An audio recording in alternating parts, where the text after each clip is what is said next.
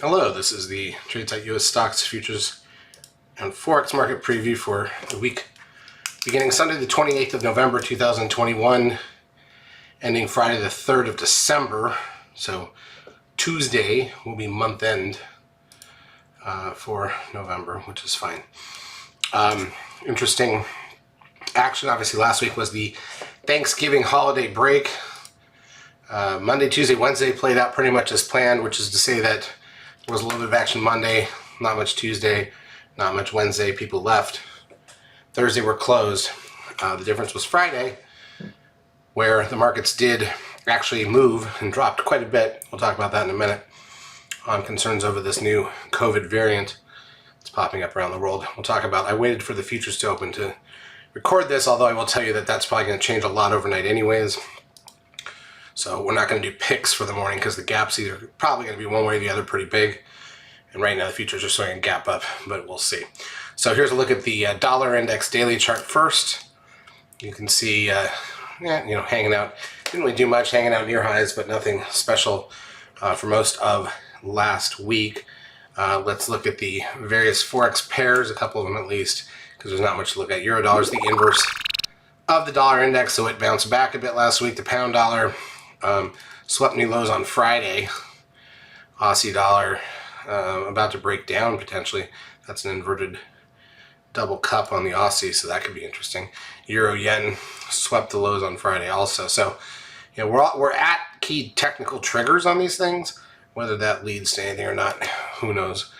Because other than that, Forex has been fairly boring, to be honest. Euro dollar high to low for the week was only 140 pips, so not super exciting. And most of that move was actually on Friday. Remember, Thursday was dead because of the holiday, but U.S. bank holiday for Thanksgiving. But that whole range was covered on Friday. Then you've got the pound dollar. High to low for the week was only 150 pips. That's not much for the pound and what the pound does. Now,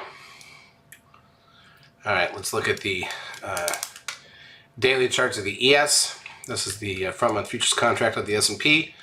So you can see, again, the big drop on Friday. We are up a little bit here, pre-market, Sunday evening, so going into Monday. But again, it's early action there. We'll look at that. But right now we're up 32 on the ES and 100 on the NASDAQ. So those are, gaps up. They don't compare to what we lost on Friday. And like I said, that can still change overnight. Crude oil up $1.97. This is currently, by the way, it plunged on Friday on the news. Obviously, because if they're going to have to shut things down again anywhere in the world, it's going to slow down the demand for oil. So, obviously, I think we've known that the high of oil is in for the year. More than likely, it's hard for it to get back, but now we're back down to the 60, hit the 68 in range, sitting at 70 here on Sunday evening with just a month left. A good time of year for oil prices to come back in, although not for a great reason, of course. Gold up 30 cents, 17.85. Not much there, sitting mid-range. Let's look at the let's do the cash indices. S&P cash. So this was down 106.84 points on Friday, and remember, it was only a half-day Friday. I'd be very aware of that. So we were only open for half of the normal day. Dropped 106 points, gapped down and pushed lower. NASDAQ 100 down 342, also gapped slightly down and then pushed a lot lower. Coming back in. It still looks like it's near the highs, but that is a big day down. SOX down 112. Nothing pretty there. Biotech up 19.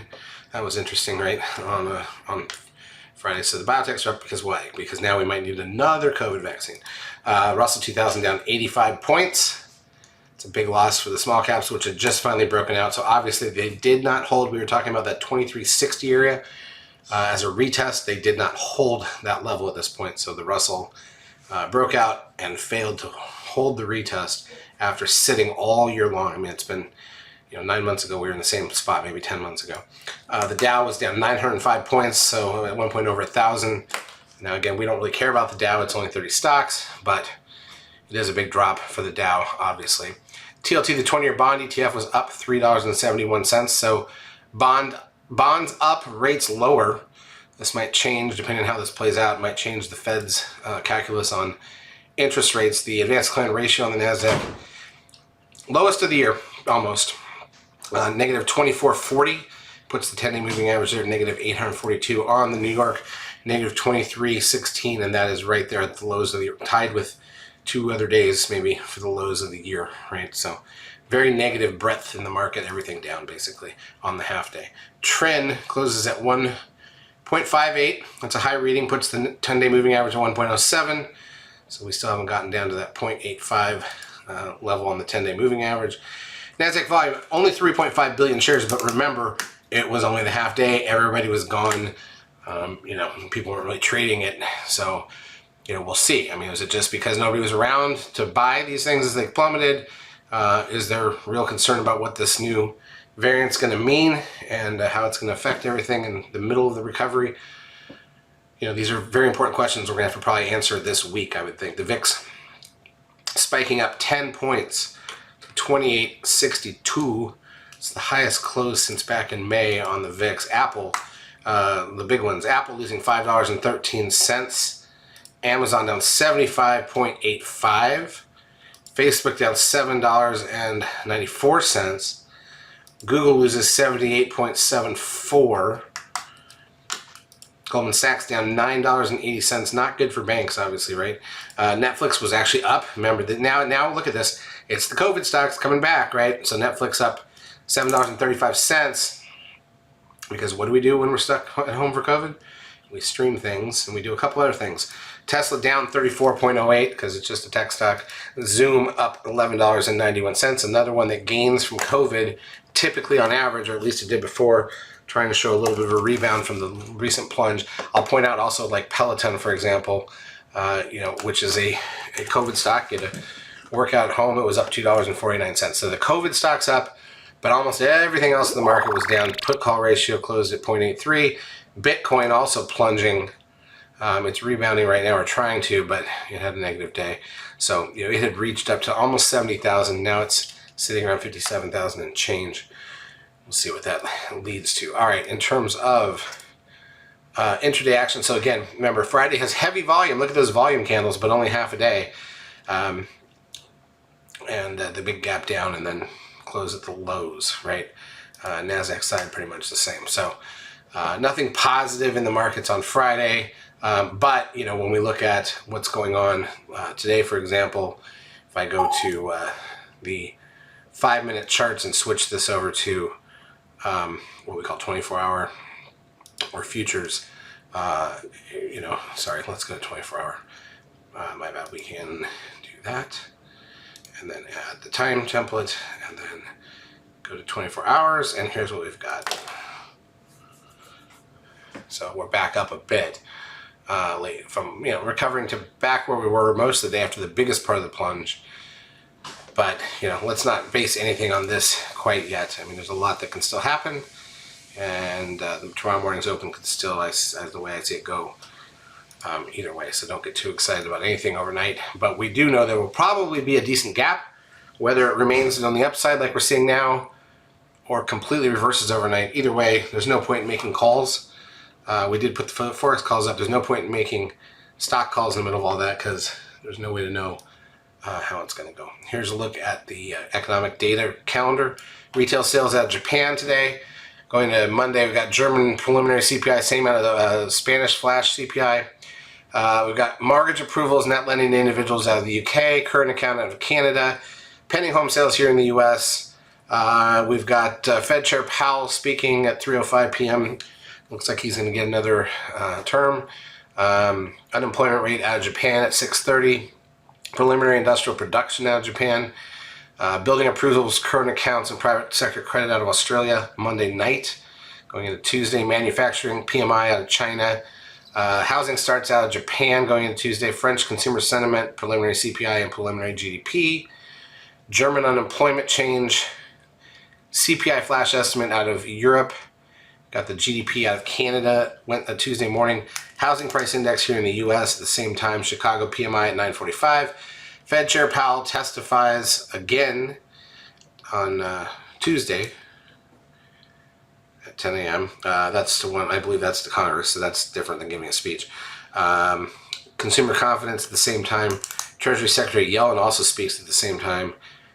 We've got the AIG Manufacturing Index, building consents out of New Zealand, capital spending out of Japan. We've got GDP out of Australia, final manufacturing PMI out of Japan, Caxton manufacturing PMI out of China, commodity prices out of Australia going into Wednesday, German retail sales, nationwide housing price index out of the UK, CPI out of Switzerland, and then you've got the manufacturing PMI numbers out of Spain, Switzerland, Italy, France, Germany, the broad European sector in the UK, 10-year bond auction out of the UK. Wednesday morning, we've also got the ADP non-farm employment change here at 8:15 a.m., building permits out of Canada, manufacturing PMI out of Canada, then Fed Chair Powell speaks to the other side of Congress, along with Yellen, construction spending and ISM manufacturing PMI all at 10 a.m., crude oil inventories at 10:30, Fed beige book at 2 p.m. in the afternoon, retail sales out of Australia, trade balance out of Australia, 10-year bond auction out of Japan. These are all Wednesday night going into Thursday. Consumer confidence out of Japan. Retail sales out of Switzerland. Got the PPI and the unemployment rate out of Europe. Spanish 10-year bond auction. French 10-year bond auction. Challenger job cuts here in the U.S. followed by our weekly initial and continuing jobless claims numbers at 8:30 on Thursday. Yellen speaks again. Natty gas at 10:30. A lot of Fed members speaking on Thursday.